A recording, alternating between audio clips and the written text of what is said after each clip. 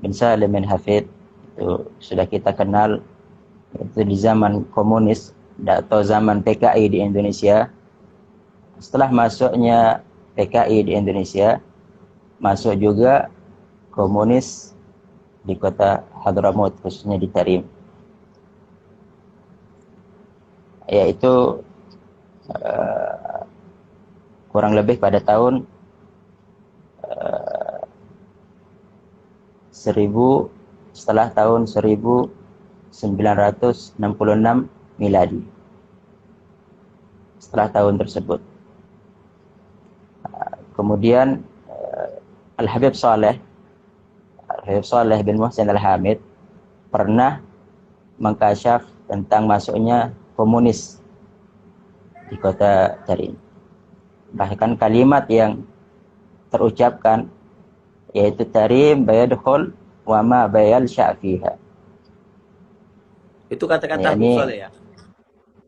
Itu kata-kata Habib Saleh yang diucapkan di hadapannya Al-Habib Ali Masyhur. Kapan? Sewaktu beliau bersamaan haji pada tahun tersebut. Itu tahun kurang lebih pada tahun 1966 tadi. Nah, jadi masuknya PKI di Indonesia itu sudah di zamannya Habib Saleh bin Muhsin Al-Hamid, dan mengeluh yaitu Al-Habib Ali Masyhur ini mengatakan, Tarim apakah akan masuk komunis seperti itu, yaitu seperti PKI. Katanya Al-Habib Saleh, insyaallah ada akan masuk ke kota Tarim, akan tetapi tidak akan membuatkan asar, tidak akan membuat sesuatu tidak akan membekas di kota Tarim. Dan kalimat tersebut kita lihat di zaman ini sangat benar-benar daripada kalamnya Al-Habib Saleh bin Muhsin Al-Hamid tersebut. Nah, jadi diculiknya Al-Habib Muhammad adalah sewaktu Al-Habib Umar masih umur 8 tahun masuk 9 tahun. Dan Al-Habib Masyhur pada saat itu sudah ditugaskan untuk memegang madrasah-madrasah di Wadi Dauan. Jadi di Wadi Dauan belasan tahun Al-Habib Masyhur berdakwah di sana, memegang madrasah-madrasah, dan sehingga pada waktu itu juga kejadiannya pada hari Jumat. Hari Jumat yang mana ahli Tarim biasanya sholat Jumat di Masjid Jami' Tarim, karena pada saat itu Masjid Jami' Tarim direnovasi, maka Jumatan dipindah ke Masjid Jami' Umar Al-Mahdar. Jadi masjidnya Sayyidina Umar Al-Mahdar. Dan tiang yang ada tempat duduknya Al-Habib Muhammad terakhir bersama Habib Umar, itu ada tiang sampai sekarang. Dan disitulah Habib Muhammad melepaskan ridanya dan kunci rumah.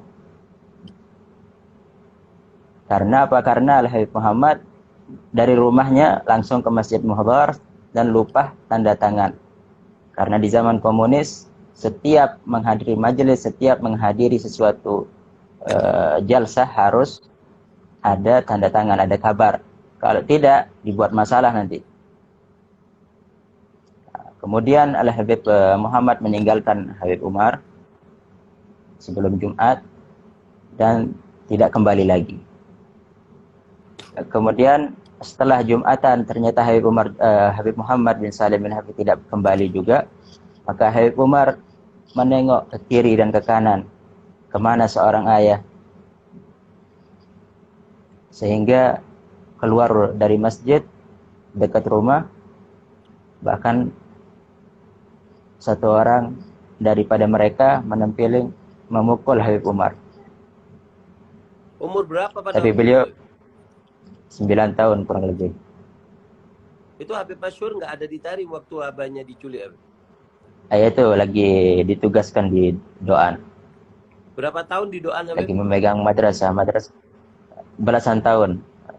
Habib Masyhur belasan tahun di Doan. ditugaskan untuk berdakwah di sana, masuk ke pelosok-pelosok, ke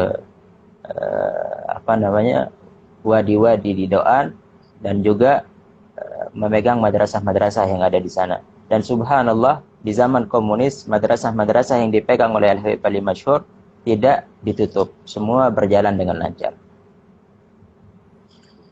Kemudian setelah sampai di rumah, karena di rumah yang ada Al-Habib Abdullah juga, saudaranya, abangnya Habib Umar. Kemudian yang lainnya itu seperti Habib Salim juga ada.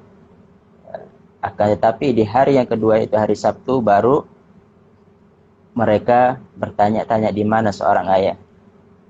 Sudah 1 hari.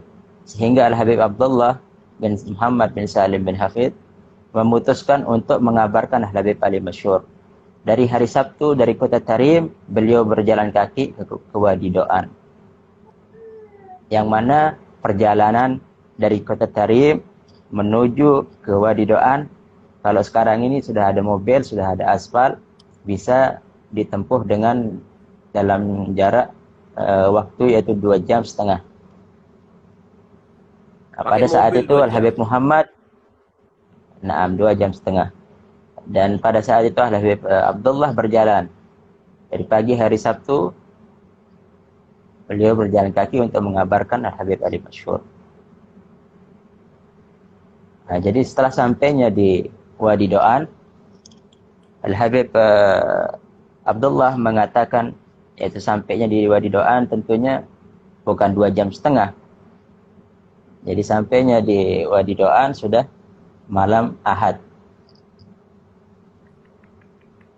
1 hari.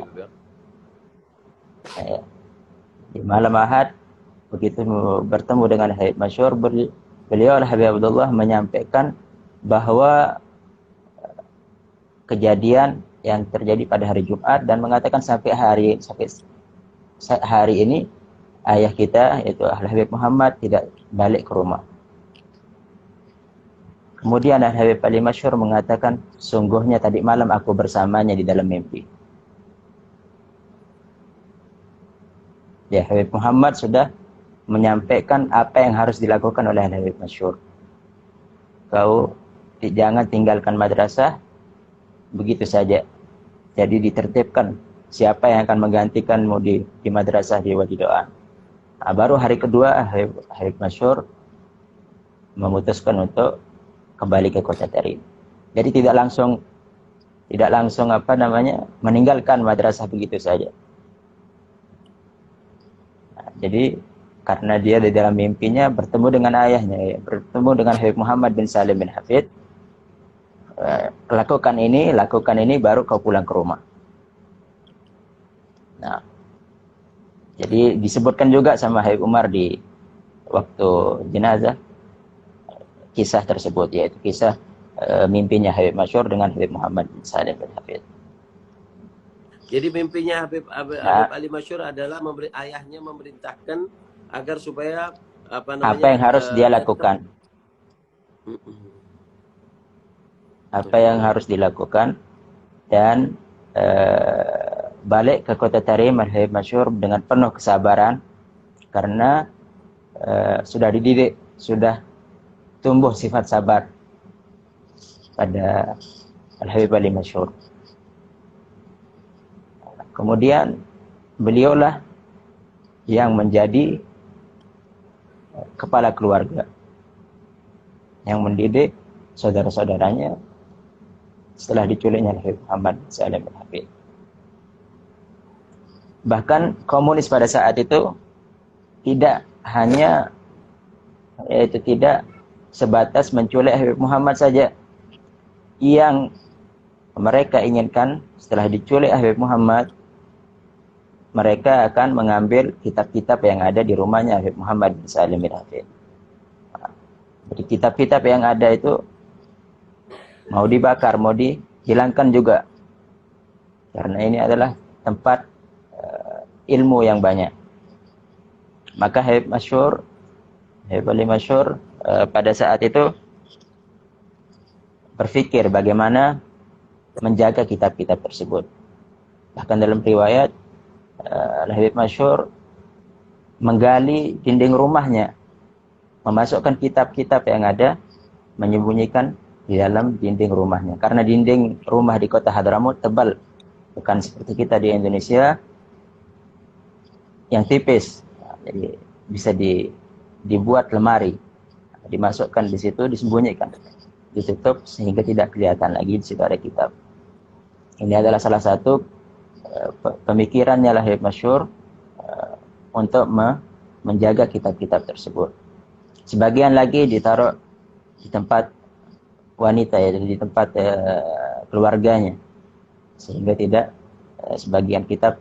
sebagian besar bahkan terselamatkan kitab-kitabnya Al-Habib Salim, kitab-kitabnya Habib Muhammad. Dan alhamdulillah pada saat ini masih kita bisa mentalaah kitab-kitab tersebut. Kemudian seperti tertib-tertib atau adat-adat ahli tarim yang mana di zaman komunis telah diculuknya oleh Habib Muhammad, itu sebagian sudah tidak ada, terputus. Akan tetapi Habib paling masyhur lah yang membangun kembali tertib-tertib tersebut. Seperti apa, Habib? Nah, banyak sekali.